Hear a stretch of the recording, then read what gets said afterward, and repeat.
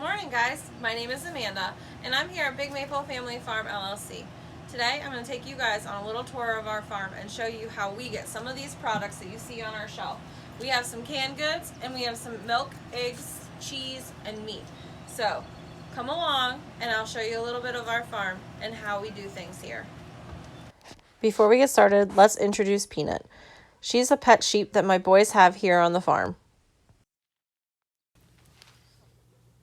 Okay, so I brought you into what we call our high tunnel. In here, we plant greens such as lettuce, spinach, and Swiss chard. We have some mustard and arugula growing, and we also have some peas and things.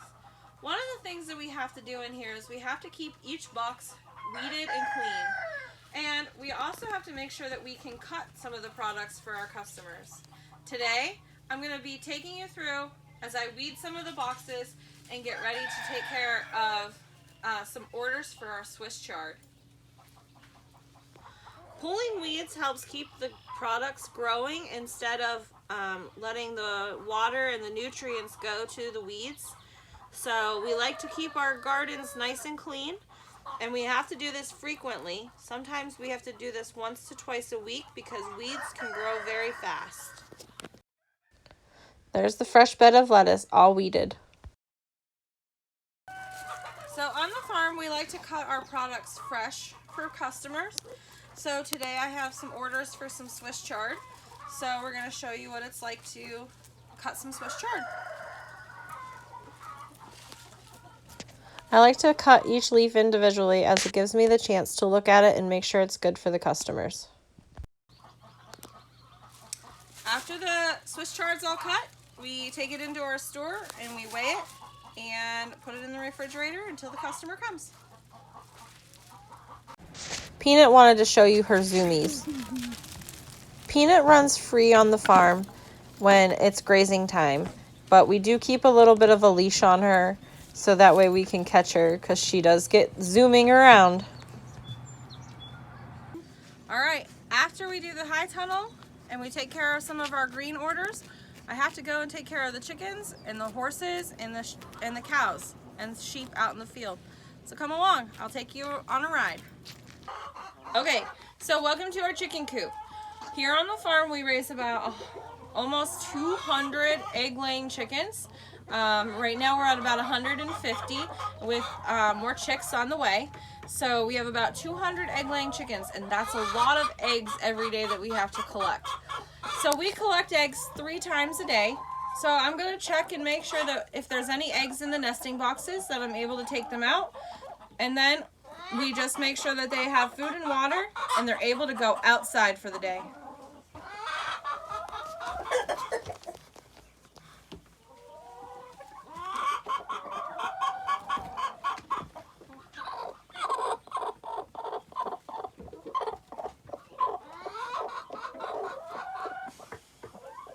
All right, that's the morning's collections of eggs. So we'll collect again this afternoon and one more time this evening, and then the eggs will get washed and candled. So we have to check the baby chicks. These baby chicks we just hatched out of our incubator, and I'll show you a little bit of what that looks like. So this is a chick hatching in our incubator.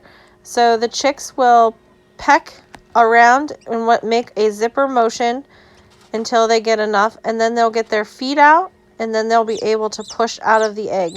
So this happened to be a chick that I was able to record hatching so that you guys could see what it looks like when a chick hatches from an egg. The chicks would stay in the incubator until dry, and then they would be moved to a bin with a heat lamp. And eventually, once all the chicks hatched, they were able to move outside to our brooder. All right, we just did the chickens. Now we got to go do the horses, the cows, and the sheep. Come on. Before we head out to the horses and the cows, I have to get some hay for the horses.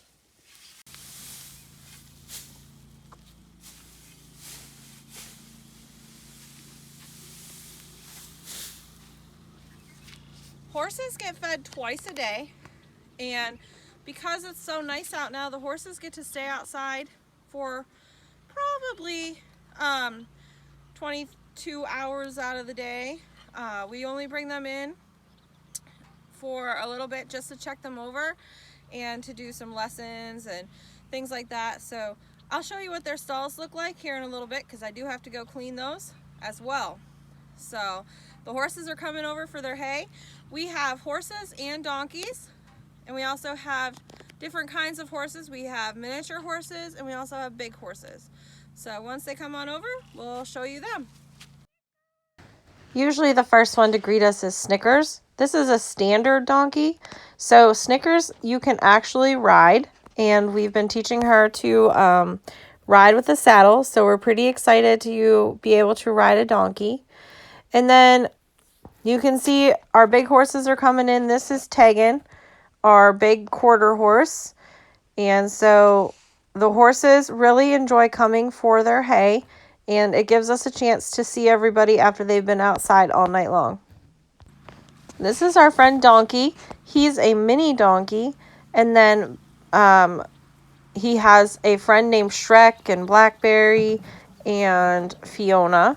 And then we have our big horses, Shauna, Tegan, and Lucy.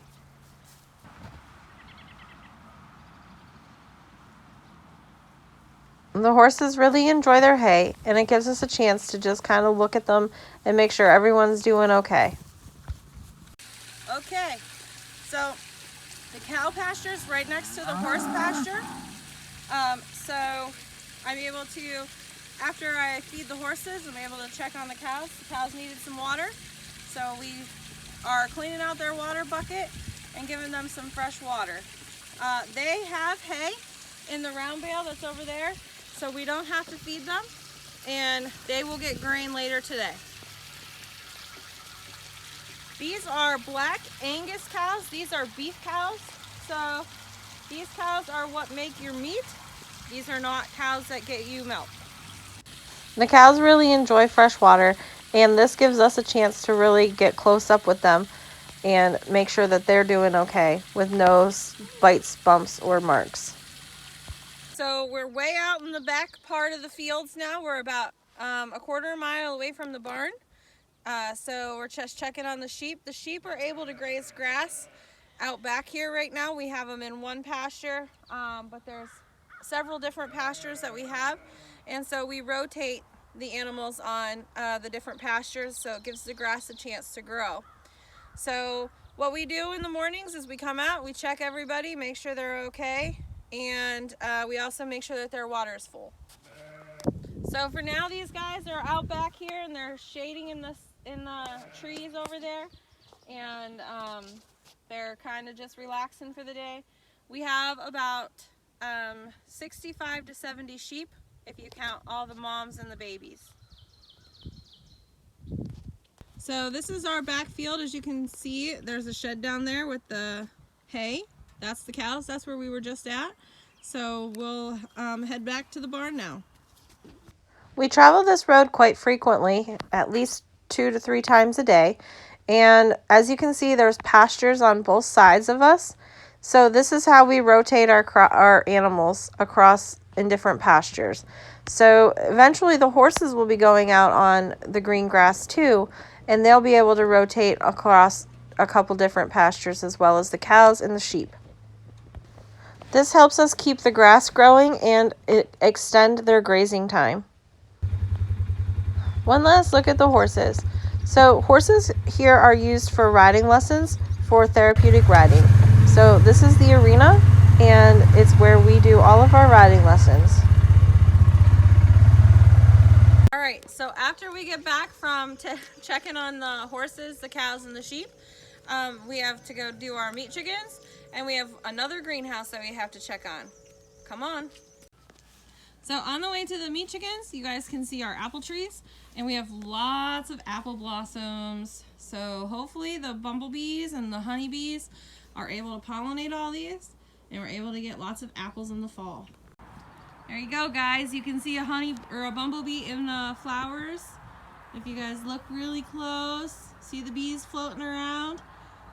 Those bees will pollinate the apple blossoms, and then those flowers will turn into apples later in the fall. Okay guys, so we're in our meat chicken coop. We have about 100 meat chickens in here, and I'll show you some of them that are outside. But these chickens are the ones that go and help make food like chicken tenders or chicken nuggets that you guys might eat. So we have about 100 in here right now, with more on the way in 2 weeks. So we raise about 400 meat chickens over the course of a year. So come check them out outside. These guys can go inside and outside. The meat chickens love to play around outside, especially when it's sunny. So over by our meat chicken coop is also part of our garden. We have 2 separate gardens. There's one down here by the house, and then there's another one up in the fields by our hay fields and things. In here, you guys can see the tubes of plastic.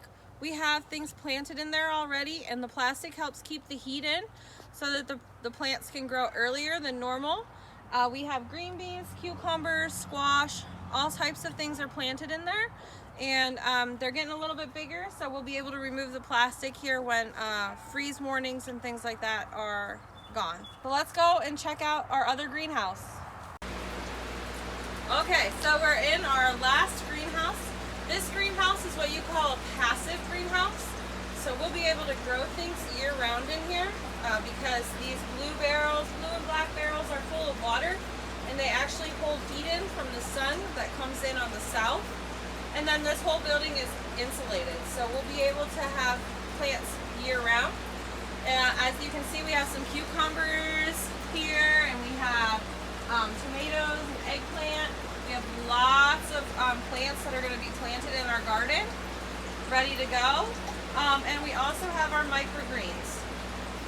So there's lots of different things in here, and every morning I have to come in here and we have to make sure that everything is watered or it looks good. We water twice a day. We water in the morning and we water at night. So I was already in here and everything is pretty watered. But what I have to do in here is also I have to plant my microgreens. So microgreens are small plants, and I'll show you a picture of them here in a second. But yesterday I had to disinfect my trays, so that's what they're for. And then all those trays will get filled with some dirt, and we'll plant those in a little bit. So, and then we also started hydroponics in here, so we'll be able to grow things such as lettuce and other plants in water only, not soil. So this is a hydroponics vertical garden tower. So this is pretty cool. This is new, and we're just kind of seeing how it goes. So these are our pepper plants, and this is what a tray of microgreens looks like. This tray is a mixture tray, so it has like turnips, kohlrabi, broccoli in there, and then we also have some tomatoes, and these are sunflower microgreens here. Every day I have to go through my sunflowers and I have to brush the seed tops off.